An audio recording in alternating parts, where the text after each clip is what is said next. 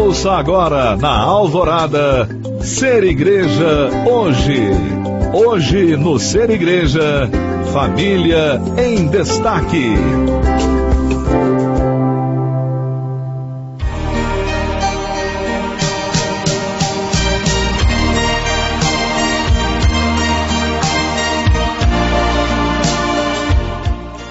Boa noite, queridos ouvintes.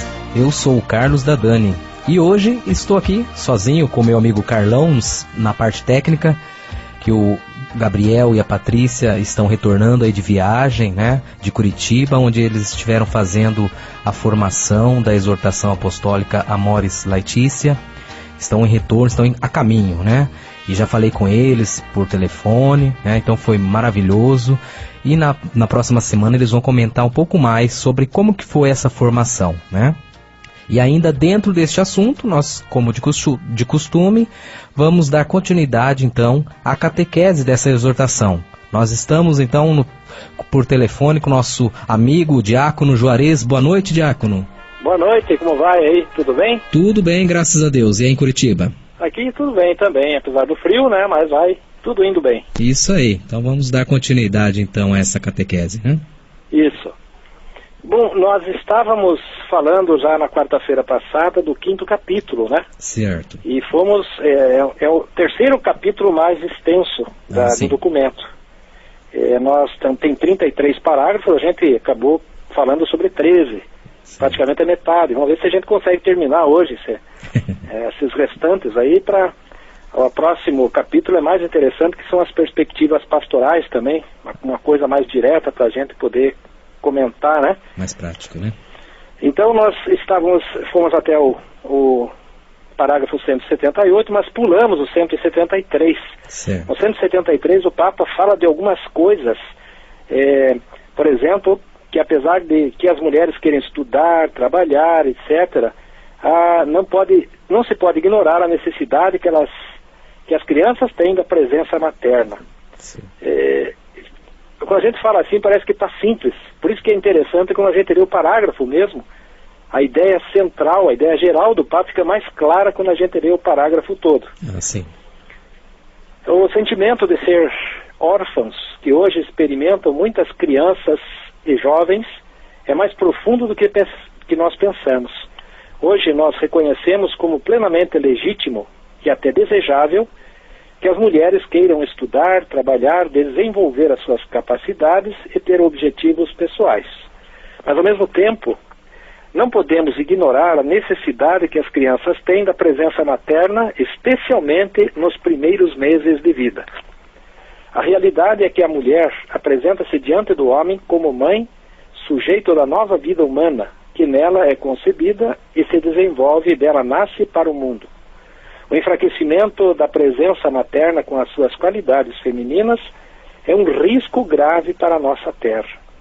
O Papa também fala sobre que ele aprecia o feminismo, mas põe algumas condições, e fala também do gênio feminino ainda dentro desse mesmo parágrafo. Ele diz que aprecia o feminino quando não pretende a uniformidade nem a negação da maternidade.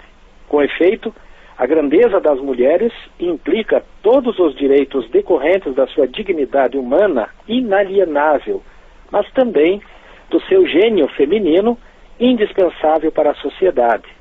As suas capacidades especificamente femininas, em particular a maternidade, conferem-lhe também deveres, já que o seu ser mulher implica também uma missão peculiar nesta terra que a sociedade deve proteger e preservar para o bem de todos. Aí o Papa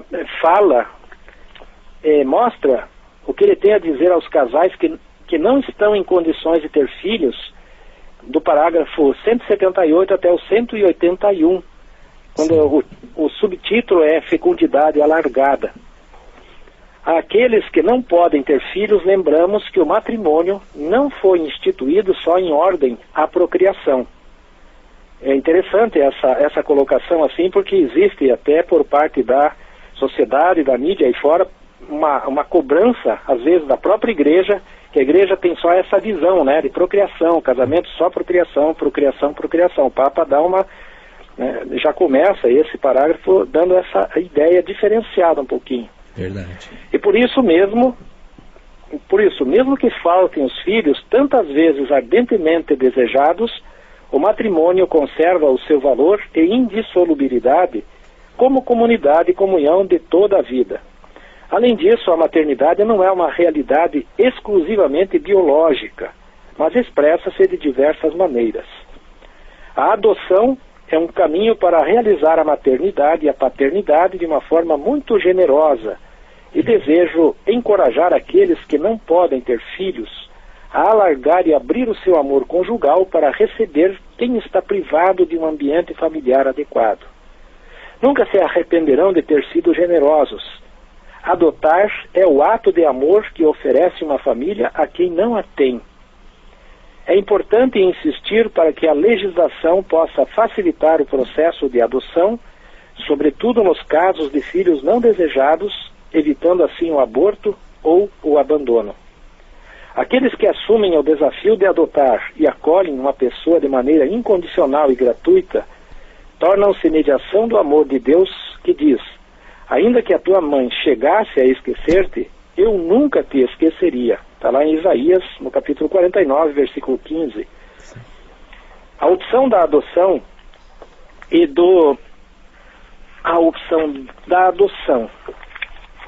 do acolhimento expressa uma fecundidade particular da experiência conjugal, para além dos casos em que é dolorosamente marcada pela esterilidade.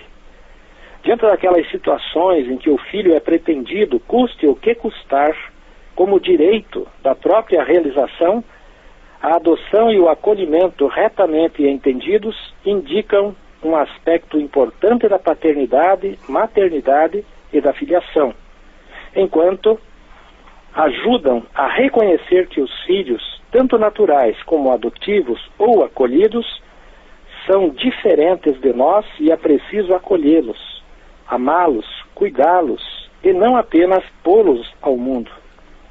O interesse predominante pela criança deveria inspirar sempre as decisões sobre a adoção e o acolhimento.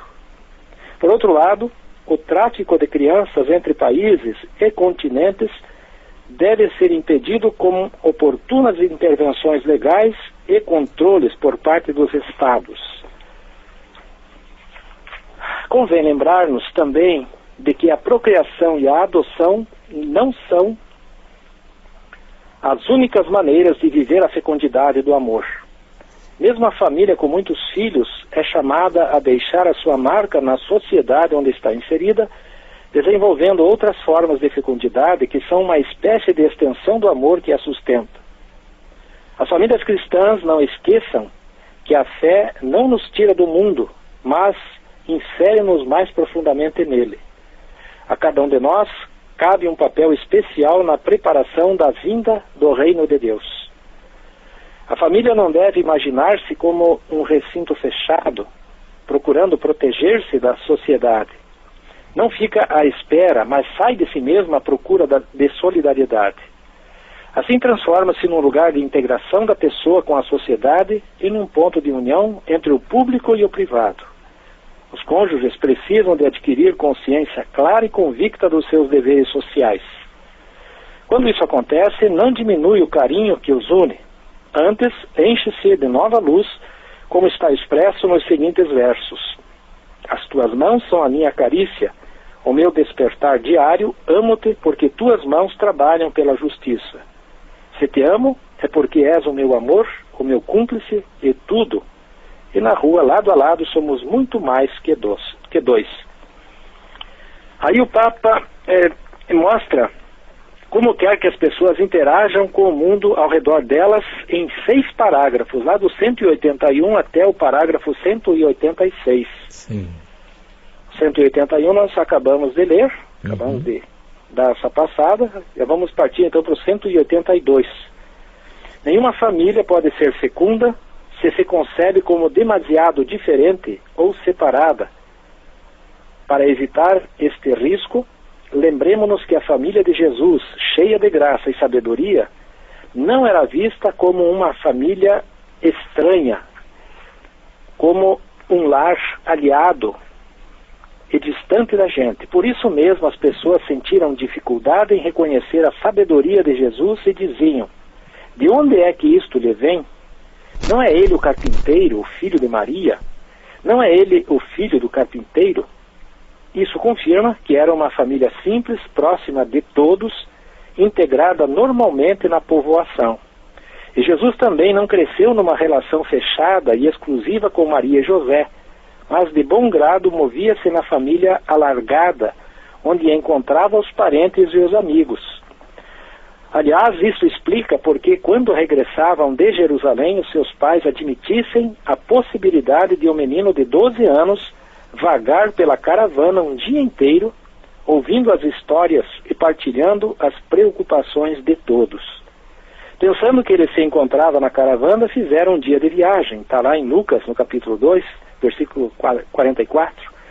Mas às vezes acontece que algumas famílias cristãs, pela linguagem que usam, a maneira de dizer as coisas, o estilo do seu tratamento, a repetição constante de 2 ou 3 assuntos, são vistas como distantes, separadas da sociedade, e até os próprios parentes se sentem desprezados ou julgados por elas. No parágrafo 183, um casal de esposos que experimenta a força do amor sabe que este amor é chamado a sarar as feridas dos abandonados, estabelecer a cultura do encontro, lutar pela justiça. Deus confiou à família o projeto de tornar doméstico o mundo, de modo que todos cheguem a sentir cada ser humano como um irmão. Um olhar atento à vida cotidiana dos homens e das mulheres de hoje demonstra imediatamente a necessidade que há em toda parte de uma vigorosa injeção de espírito familiar. Não só a organização da vida comum encalha cada vez mais numa burocracia totalmente alheia aos vínculos humanos fundamentais, mas até o costume social e político mostra frequentemente sinais de degradação. Pelo contrário, as famílias magnânimas e solidárias abrem espaço aos pobres, são capazes de tecer uma amizade com aqueles que estão vivendo pior do que elas. Se realmente têm a peito o Evangelho, não podem esquecer o que diz Jesus: sempre que fizestes isso a um destes meus irmãos mais pequeninos, a mim mesmo o fizestes. Em última análise, vivem o que nos é pedido de forma tão eloquente neste texto: quando deres um almoço ou um jantar, não convides os teus amigos, nem os teus irmãos, nem os teus parentes, nem os teus vizinhos ricos. Não vão eles também convidar-te por sua vez e assim retribuir-te? Quando deres um banquete, convida os pobres, os aleijados, os coxos e os cegos, e serás feliz. Serás feliz. Aqui está o segredo de uma família feliz. Continuando no parágrafo 184, com o testemunho e também com a palavra, as famílias falam de Jesus aos outros, transmitem a fé, despertam o desejo de Deus e mostram a beleza do Evangelho e do estilo de vida que nos propõe.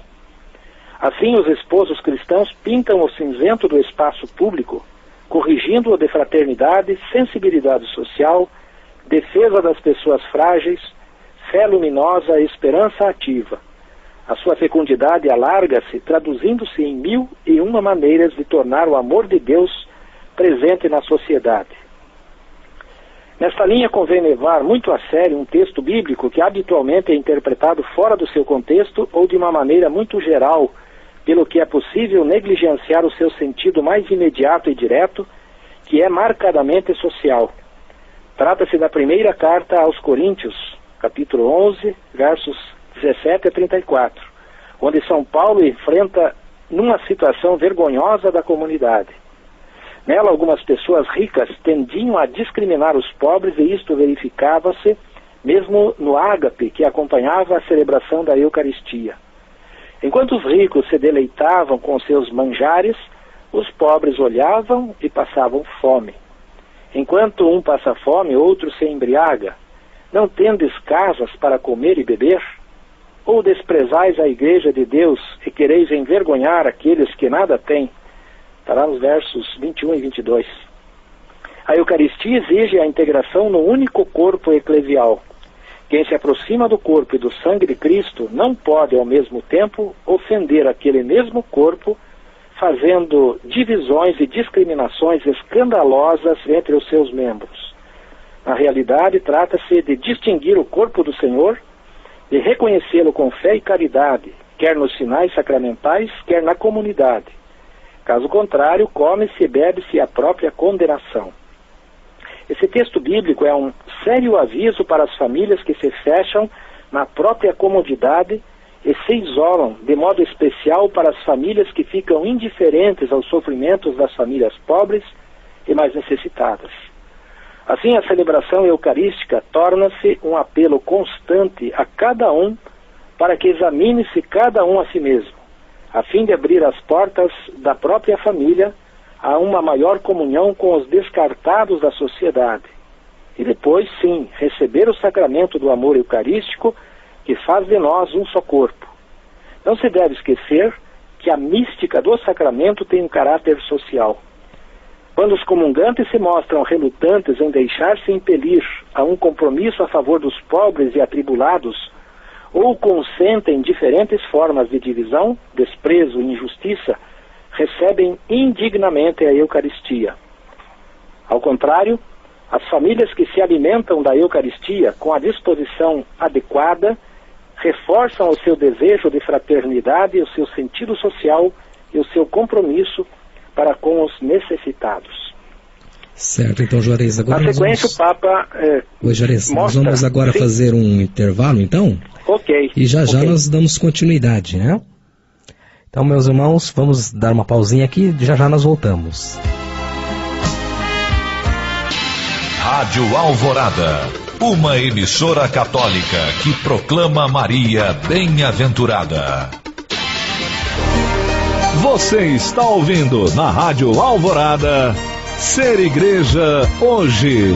Hoje no Ser Igreja, Família em Destaque. Olá, estamos de volta com o nosso programa Ser Igreja Hoje, Família em Destaque.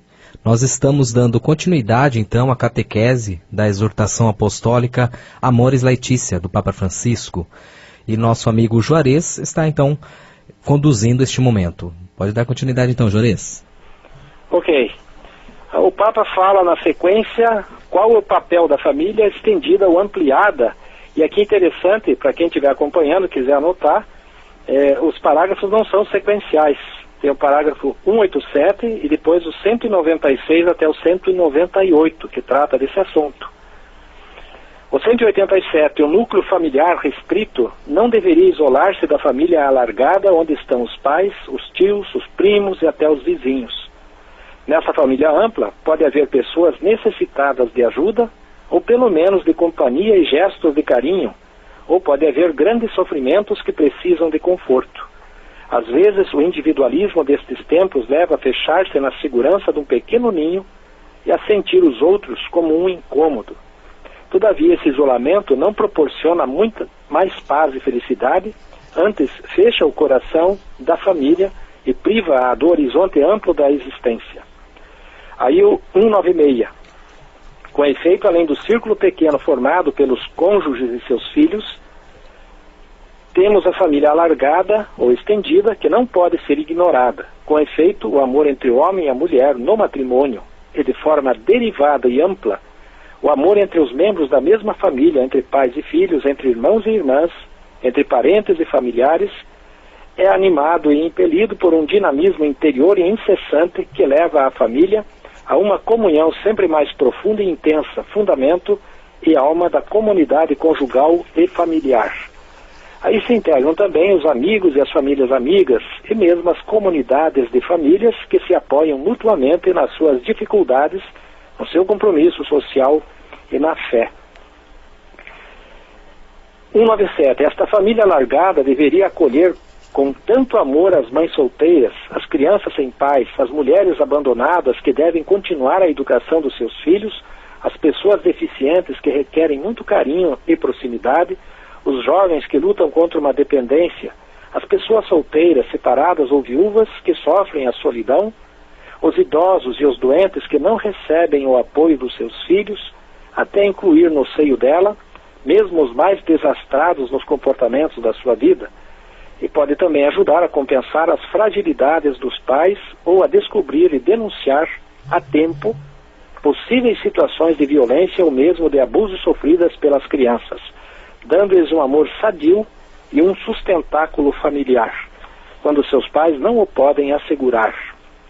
Por fim, não se pode esquecer que nesta família estendida estão também o sogro, a sogra e todos os parentes do cônjuge.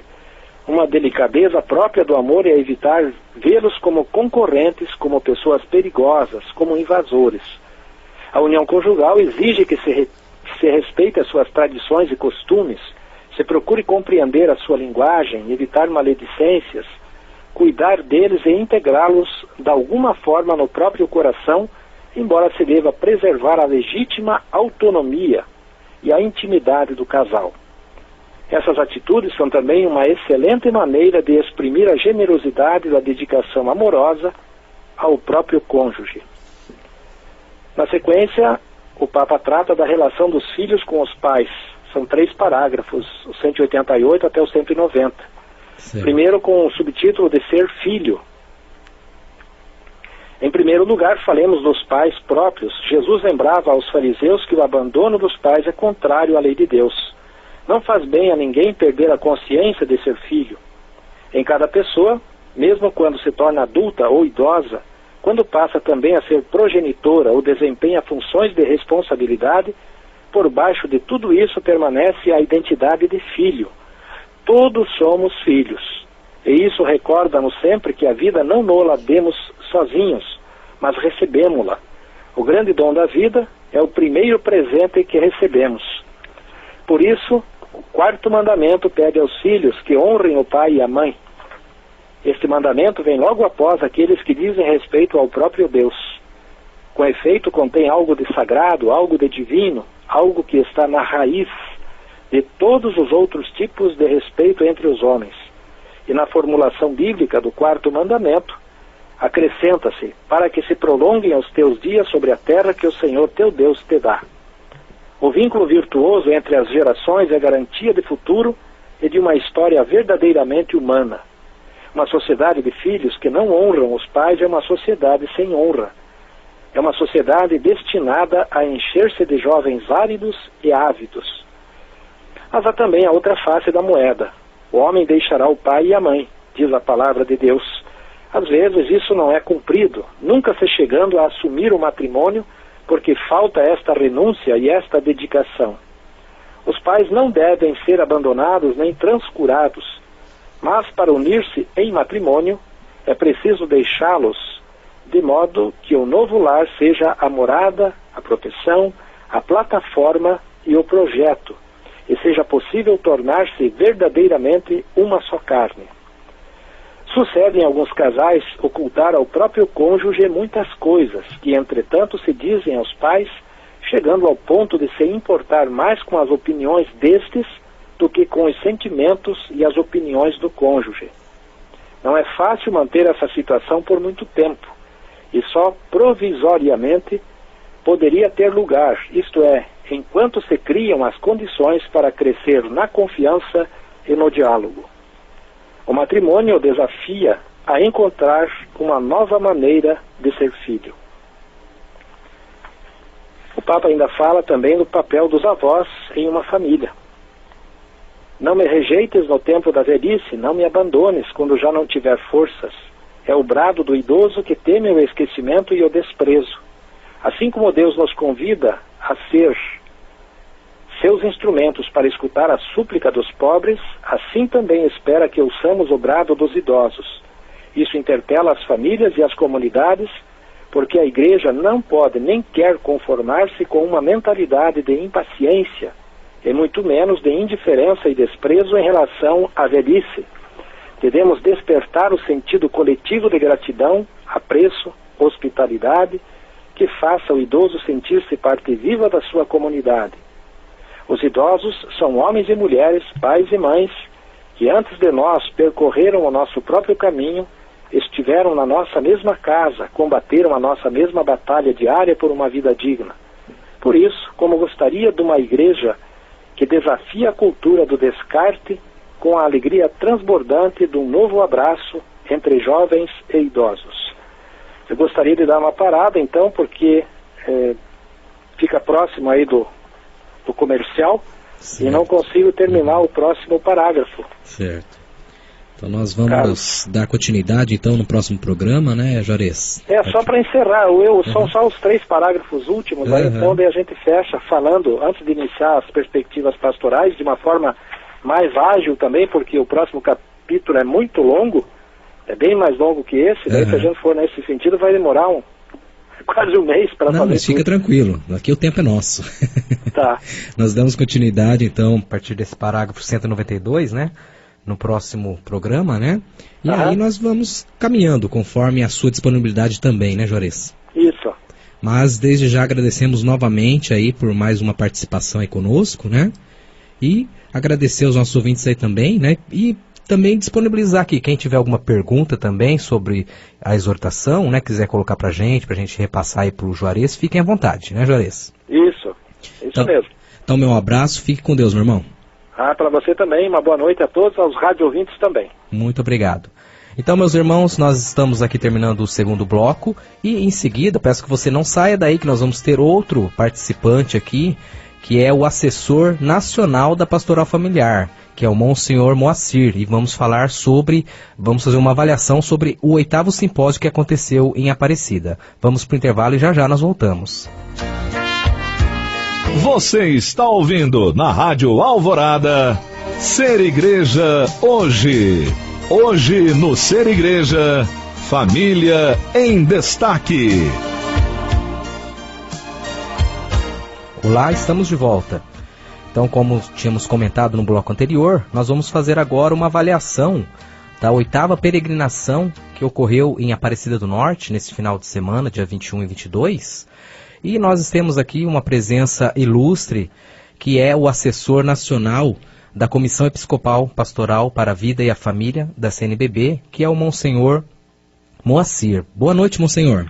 Boa noite, Carlos. Boa noite a todos os ouvintes também do seu programa. É uma alegria que nós possamos estar participando com vocês neste programa que você mesmo está colocando, né? Tem a família como o ponto principal da reflexão. Exatamente. Então, o Monsenhor, ele também é da Comissão Nacional da Pastoral Familiar, né? Da CNPF, né, Monsenhor? Isso. Atualmente eu estou como assessor, né, da Comissão Episcopal Pastoral para a Vida e a Família, certo, e secretário executivo da Comissão Nacional da Pastoral Familiar. Então eu moro aqui em Brasília, de onde nós encaminhamos os projetos e as atividades relativos à evangelização e ao cuidado das famílias e também o acompanhamento da pastoral familiar em todo o Brasil. Certo. Então o senhor esteve também à frente da organização deste evento que ocorreu nesse final de semana, né? Isto sim. Então, nós tivemos no sábado, né, o 6º Simpósio Nacional da Família e no domingo a 8ª Peregrinação Nacional das Famílias à Aparecida. E neste ano, dentro da proposta do Papa Francisco, do Ano da Misericórdia, o tema foi a família e misericórdia que se encontram no coração da mãe. Certo. Aquele desejo de nós, unidos a Maria Santíssima, compreendermos a importância da misericórdia e a família como lugar da misericórdia ser exercida e ser difundida para toda a sociedade. Certo. E os temas que foram abordados, como que foram? Isso, nós tivemos, né, às 8 horas a recepção. Este ano nós contamos com aproximadamente 2.500 pessoas no simpósio. Certo. Que foi um dia de estudos, né? Uhum. Nós tivemos, na parte da manhã, 3 conferências. Uma conferência com o padre Hélio Luciano, de Santa Catarina, que é formado na área de bioética, é membro da Comissão de Bioética da CNBB. Sim. E o padre Hélio, ele refletiu com as pessoas presentes sobre a importância da vida, né? A vida nascente pede misericórdia, a promoção e a defesa da vida no contexto sociopolítico atual. Porque uma das coisas que nós temos que entender é que a família, ela é o lugar onde a vida é gerada, é cuidada e é educada. E como família nós temos também a missão de criar uma cultura onde a vida seja bem-vinda, seja acolhida, e diante de hoje de tantas propostas de morte, né, nós somos chamados a termos uma palavra profética. Então, o feto, a criança que está no útero da mãe, ela não tem como se defender. Então, é uma vida por nascer que já está pedindo a misericórdia da sociedade para criar o espaço do seu acolhimento através de políticas públicas que amparem as mães, principalmente aquelas gestantes em situação de risco, em situação difícil, como as famílias também. Sim. E depois nós tivemos 2 conferências sobre a exortação apostólica do Papa Francisco, Amoris Laetitia. Né? Uma primeira conferência pelo Dom João Bosco, que é o bispo-presidente da Comissão Episcopal, e ele tratava justamente disso. Essa encíclica, ela é uma alegria que o Papa Francisco nos trouxe e que precisa ser comunicada. Então nós precisamos conhecer essa exortação apostólica, conhecer o seu conteúdo e a partir dela também pensarmos a nossa ação pastoral. Mas não somente os agentes pastoral, cada família seria importante que conhecesse aquilo que ela é, aquilo que significa o matrimônio, o valor de cada pessoa. E terminando amanhã, nós tivemos uma conferência de Dom Wilson Tadeu Jung, que é arcebispo da Arquidiocese de Florianópolis, em Santa Catarina, e é membro da comissão. E ele trabalhou para nós a questão do amor na família, uma compreensão da situação das famílias feridas e fragilizadas e do acompanhamento pastoral. Ele nos mostrou também, enquanto pastoral familiar, que nós somos chamados a acolher as diversas situações de famílias que estão feridas e que isso não significa abrir mão do nosso entendimento sobre o matrimônio e sobre a família no projeto de Deus, mas amparar, acompanhar e apoiar aquelas realidades familiares que também querem, dentro das suas limitações e dificuldades, também viver o projeto de Deus para suas vidas. Sim. E na parte da tarde nós tivemos 2 apresentações de 2 projetos. O projeto Raquel, um abraço da misericórdia diante da experiência do aborto, que é um projeto da Igreja Católica que começou nos Estados Unidos e está agora no Brasil, de acolhimento e ajudar pessoas que passaram pelo aborto a superarem esta dor também e reencontrarem a sua paz. É um projeto tanto para a mulher que viveu a experiência do aborto, como também para familiares que apoiaram, que incentivaram e até também profissionais da saúde. Legal. E um segundo foi um projeto da da Associação de Guadalupe, que é o acolhimento a gestantes em situação de fragilidade e de risco. É um trabalho bonito que eles desenvolvem em São José dos Campos, mas que já está em outros lugares do Brasil, de acolher as gestantes que veem a gravidez com um momento difícil e dar a elas o apoio para que elas não desistam da vida dos seus filhos. Sim. E depois nós fomos para o santuário e às 4 horas aconteceu o terço, lá na Basílica de Aparecida, que foi transmitido, e às 18 horas a missa de abertura da peregrinação presidida por Dom João Bosco. Legal. E as expectativas para esse evento foram supridas? Como que é a avaliação do senhor? Olha, para nós foram alcançadas assim. Nós fizemos um evento com muita simplicidade, sabe? Sim. O centro esteve realmente nas reflexões e na convivência das pessoas. E nós percebemos durante todo o evento um silêncio, uma atenção muito grande.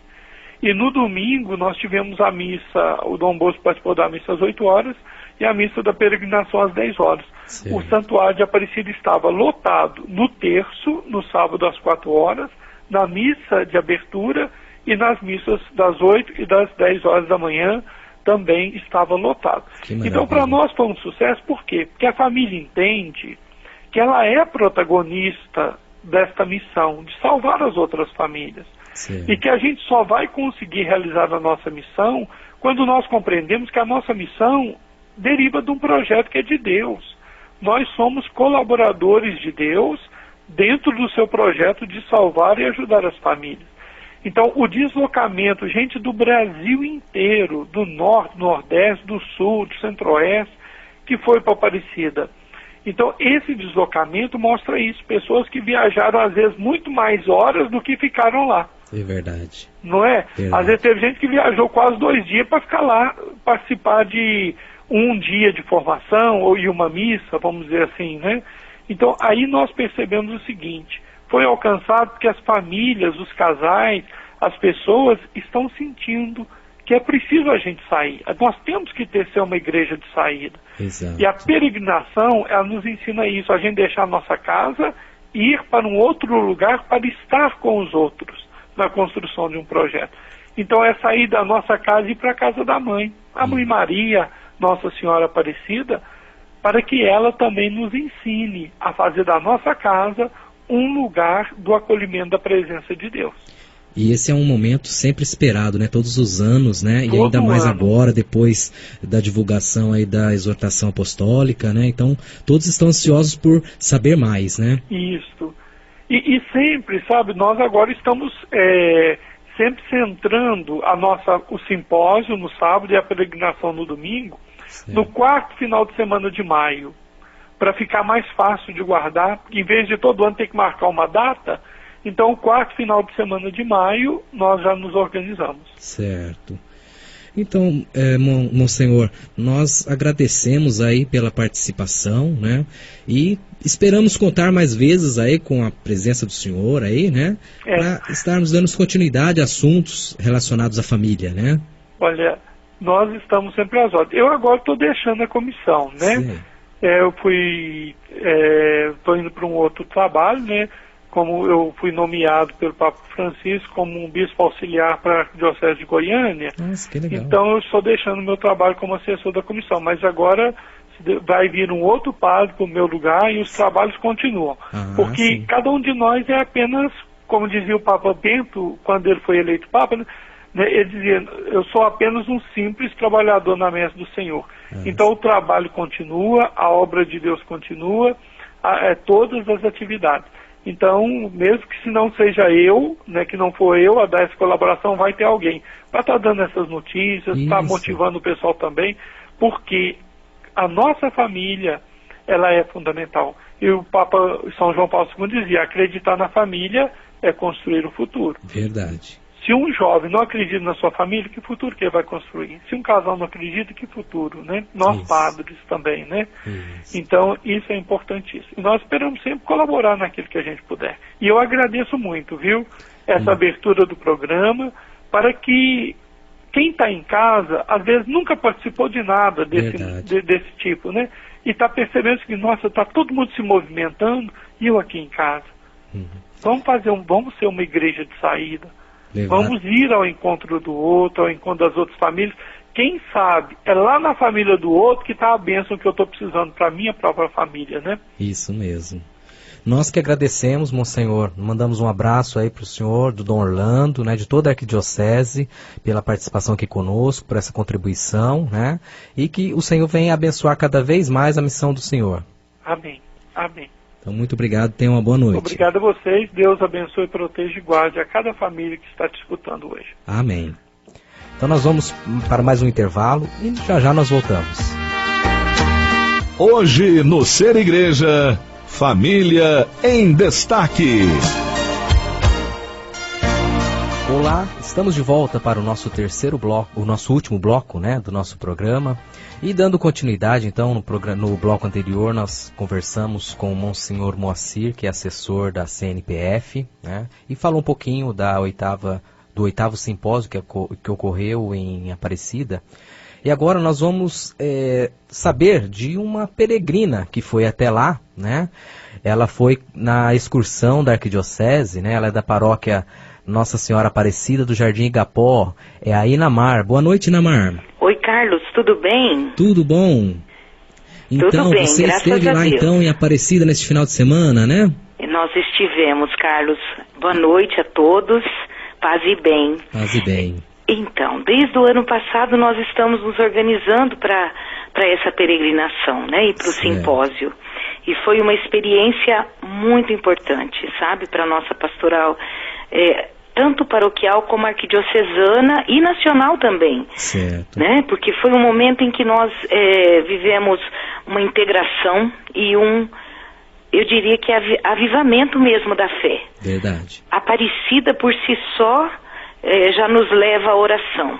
Isso. E aquelas famílias todas reunidas, a pastoral familiar, as pessoas com camiseta e empenhadas nesse trabalho, nesse serviço em prol da família, foi um momento muito importante, sabe? Nós fomos num ônibus da nossa paróquia, o casal arquidiocesano, a Patrícia e o Gabriel estiveram conosco, um casal da paróquia Coração de Maria também foi conosco. Sim. Então, assim, esse momento de oração, de integração, de preparo mesmo, sabe? E de, assim, eu diria que é de abastecimento mesmo que nós vivemos, né? Sim. Falar da família neste momento, assim, tão importante, né? A gente acredita na família, então isso tudo para nós foi um grande crescimento. O Monsenhor estava comentando, né, o fato da peregrinação de tantas pessoas de estados tão distantes, né? Então, só o fato da peregrinação já é algo maravilhoso, né? Com certeza. E dos assuntos abordados lá, qual que você assim achou que tocou bastante, assim, que você achou mais importante, que comoveu bastante? Então, na verdade, falou-se muito sobre vida e sobre família. E a encíclica, né? A exortação apostólica, que acabou agora, está saindo do forno. Então, isso para nós foi muito importante. Porque, sabe, Carlos, a gente pensa assim, mas não tem grandes novidades. Nós estávamos conversando exatamente sobre isso. O quanto foi discutido, o quanto que a igreja rezou, o quanto que os bispos, as comunidades, nós todos participamos para que essas discussões fossem feitas.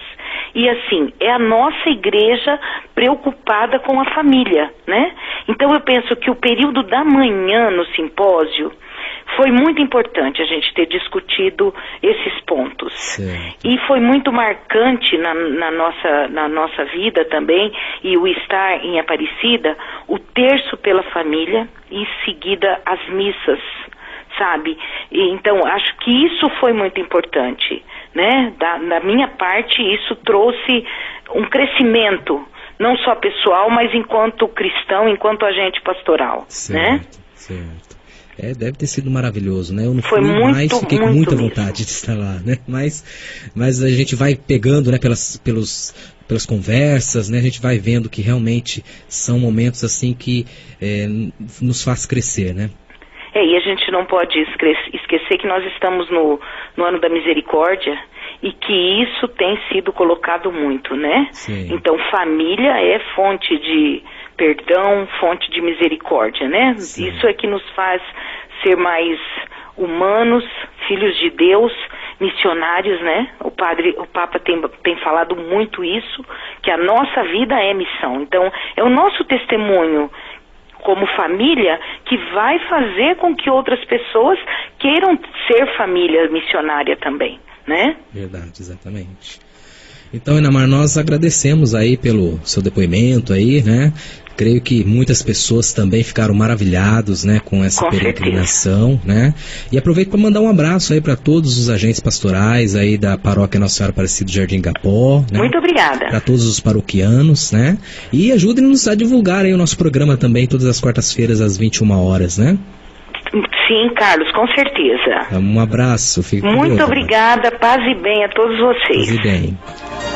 Então, meus irmãos, nós vamos para alguns recadinhos, né? Para esse final de semana, como nós já divulgamos já nos programas anteriores, nós vamos ter um curso de liturgia do matrimônio, né? Que é voltado destinado para os membros da pastoral familiar, litúrgica, os músicos, instrumentalistas, os promoters, fotógrafos, cerimonialistas, aqueles que cuidam, né, da parte cerimonial do casamento, né?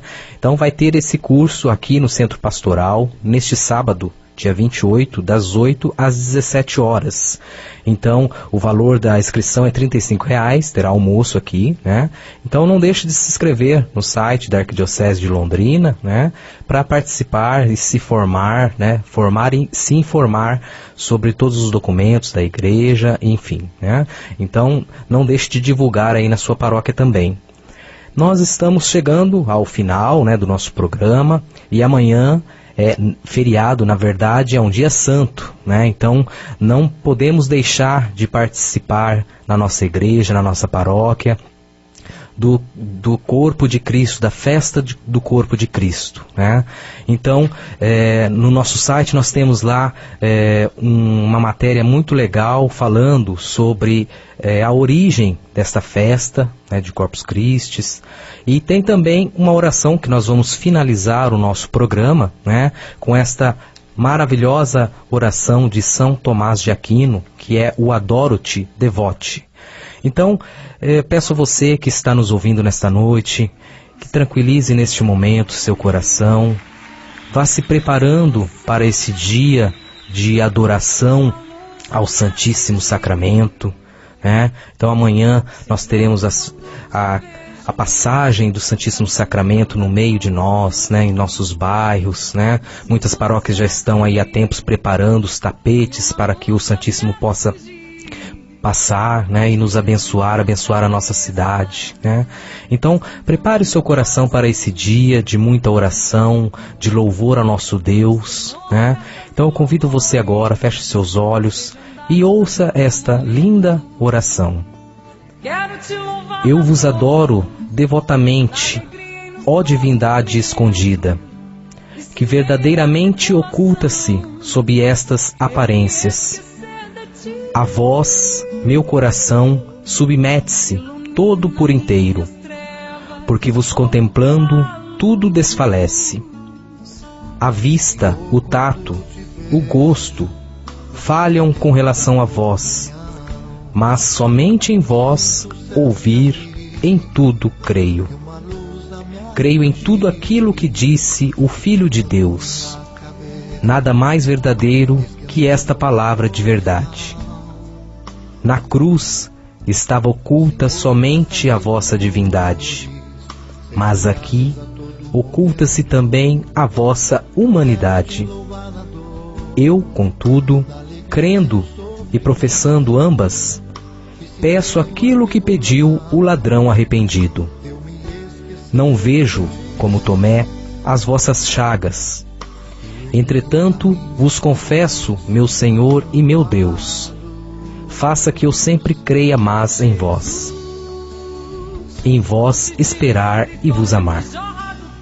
Ó memorial da morte do Senhor, pão vivo que dá vida aos homens, faça que minha alma viva de vós, e que a ela seja sempre doce este saber.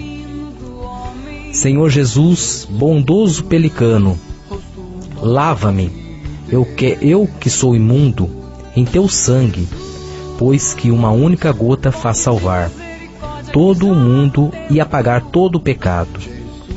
Ó Jesus, que velado agora vejo, peço que se realize aquilo que tanto desejo, que eu veja claramente vossa face revelada, que eu seja feliz contemplando a vossa glória. Amém. Meus irmãos e irmãs, desejo a todos uma noite abençoada.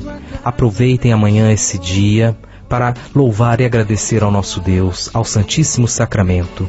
Fiquem com Deus e na próxima semana nós voltamos.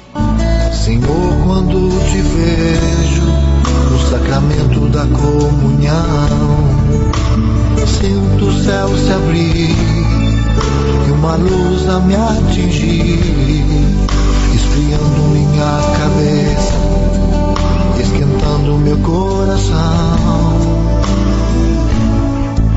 Senhor, graças e louvores sejam dados a todo momento. Quero te louvar na dor, na alegria e no sofrimento, e se em meio à tribulação eu me esquecer de